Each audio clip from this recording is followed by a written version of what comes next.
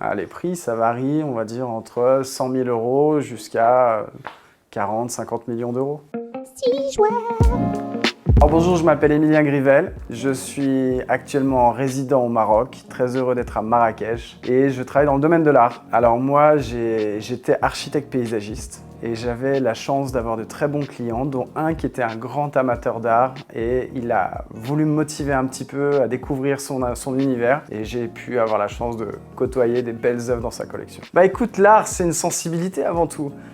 Tu peux autant, avec des petits moyens, commencer une très belle collection qui, de toute manière, va s'embellir avec le temps. Les artistes évoluent comme nous. C'est les goûts et les couleurs, en fait. Il n'y a pas, c'est pas la valeur de l'argent dans le domaine de l'art qui fait qu'une œuvre comme un Picasso soit plus importante qu'un jeune artiste comme Victoria S.G., quoi. Donc, l'art doit être accessible à tous. Et on évolue avec notre temps et on découvre un petit peu, on augmente, on fait des nouvelles rencontres. Et c'est surtout l'intérêt qu'on a avec l'artiste. Moi, personnellement, j'ai quelques beaux artistes. Je dois à peu près 300 œuvres dans notre collection actuellement. Alors actuellement, on a de très beaux artistes. Dans les grands maîtres, il n'y a pas de souci, on peut en parler, même Picasso. On a des très beaux portraits de femmes, de toutes ces maîtresses qu'il a convoitées. On peut avoir des œuvres telles que Claude Monet, Victor Vasarely. On a une très belle petite œuvre de Salvador Dali, Andy Warhol et toute cette époque-là. Ah, les prix, ça varie, on va dire, entre 100 000 € jusqu'à 40, 50 millions d'euros. Alors en fait, l'œuvre la plus importante que j'ai à la vente sous mandat, c'est une œuvre de Raphaël qui vaut actuellement à peu près 400-500 millions d'euros. Moi, premièrement, à savoir, c'est que ma femme est artiste peintre, Victoria S.G. Elle fait des œuvres, elle veut les vendre, mais elle veut pas les vendre. Et dès que j'ai le malheur d'en vendre une, je crois que je dors souvent sur le canapé du coup.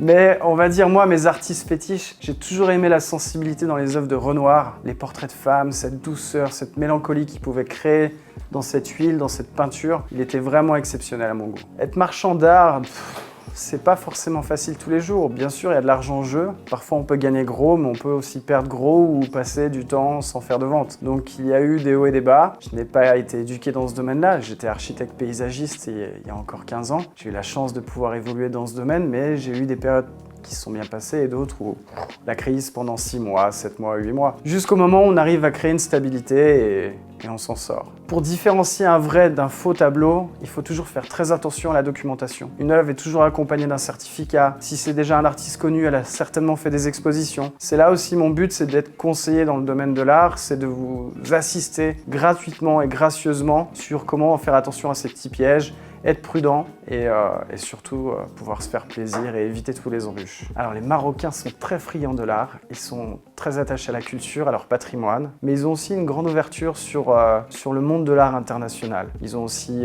beaucoup d'attrait sur les artistes français, sur l'école française ou l'école de Paris. Et j'ai la chance de voir de très belles collections au Maroc et je suis vraiment fier, très fier. Alors disons pour les jeunes artistes qui veulent se faire connaître ou même tout artiste, n'hésitez pas à envoyer vos CV, votre portfolio à des galeries, à des institutions, à des fondations. On est toujours en train de vérifier nos emails, on a toujours beaucoup d'intérêt, même si on ne répond pas, à réessayer une nouvelle formule, essayez de vous présenter différemment. Il y a toujours la possibilité. Alors j'ai eu la chance de découvrir des super artistes au Maroc, des jeunes artistes très talentueux et j'aurais beaucoup de plaisir à ouvrir une galerie d'art, que ce soit à Casa, à Tanger, à Rabat ou à Marrakech, ou même les quatre. J'aimerais beaucoup représenter des artistes marocains à l'étranger à travers les galeries qu'on a. On a 4 galeries actuellement. Et c'est un peu mon projet sur 2024, créer quelque chose de culturel sur le Maroc. We love this, we love this, we love this.